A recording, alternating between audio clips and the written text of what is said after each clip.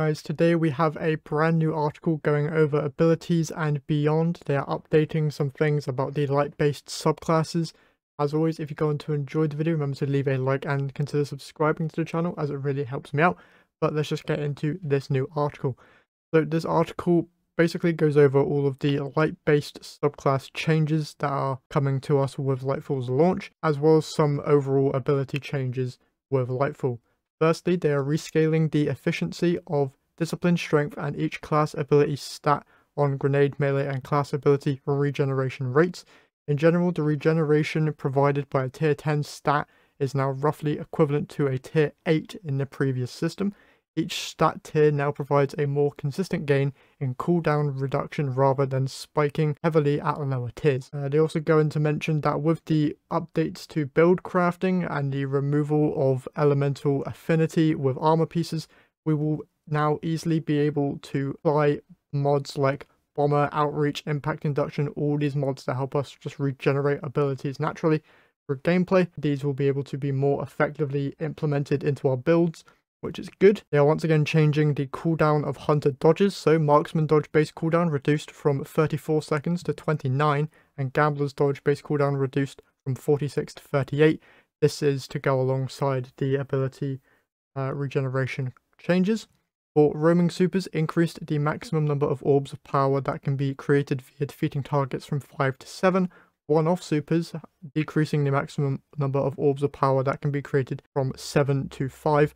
Note, Orb of Power generation from Well of Radiance, Wall of Dawn, and both Shadow Shot variants is unchanged. Hammer of Soul, Daybreak, and Spectral Blades based cooldown reduced from 10 minutes 25 seconds to 9 minutes 16 seconds. Now going into some more in-depth changes here. Wall of Dawn, max health reduced from 13,500 to 8,000. They're reducing the amount of damage PvE combatants deal to the Wall of Dawn to compensate. This is mainly a PvP change. Armor of Light has been updated to reduce its potency in PvP.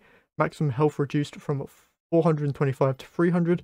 Now inherits Void Overshield 50% PvE damage resistance and no longer negates precision damage. Thunder Crash reduced maximum flight time from 5 to 4.5 seconds. Reduced size of the damage volume around the player while in flight by 20% and pushes it further forward in front of the player to make flyby disintegrations more intentional. Descent now begins earlier in flight. Reduced landing destination size versus players by roughly 20%. This is unchanged versus PvE targets. And Fist of Havoc is getting its PvE damage increased by 20%. Spark of Resistance increased nearby enemy count requirement for activation from 2 to 3. Reduced linger time after you no longer surrounded from 4 seconds to 2 seconds. Solar 3.0 now. Daybreak, super energy cost reduced from 10% to 6.5% per swing and increased PvE damage by 25%. That is huge. Phoenix Dive, base cooldown reduced from 82 seconds to 55.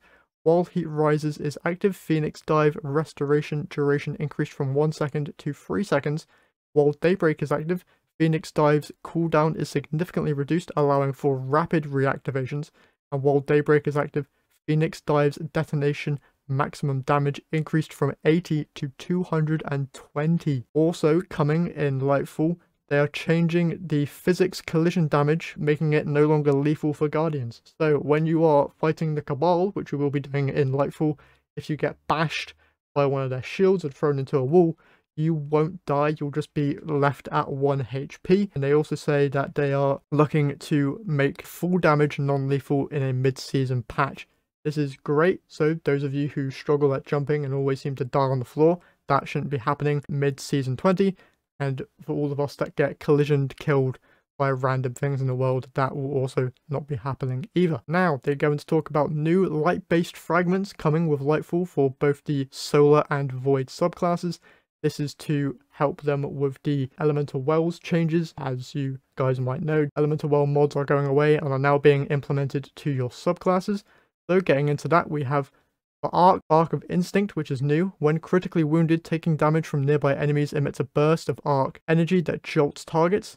Spark of Haste, which is new. You have greatly increased resilience, recovery, and mobility while sprinting. That one's going to be quite good.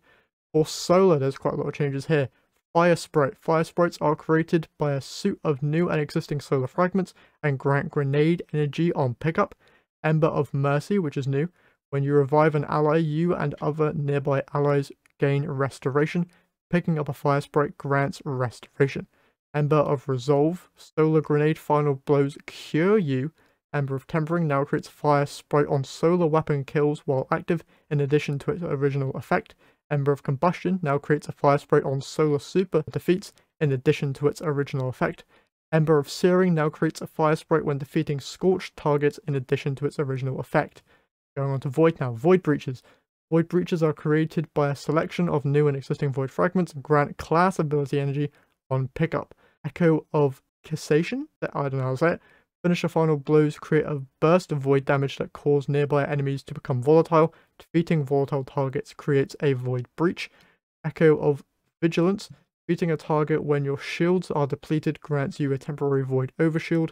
Echo of Domineering now creates a void breach when you defeat suppressed targets in addition to its original effect. Echo of Harvest now creates a void breach when defeating weakened targets with precision damage in addition to its original effect. Echo of Starvation now grants Devour on picking up a void breach in addition to its original effect. That is everything for this brand new article. There will be a link to it down in the description if you want to read through any of the extra bits that I skipped out. As always, if you enjoyed, leave a like and consider subscribing to the channel. But yeah, that's it for me, so I'll see you guys in the next one.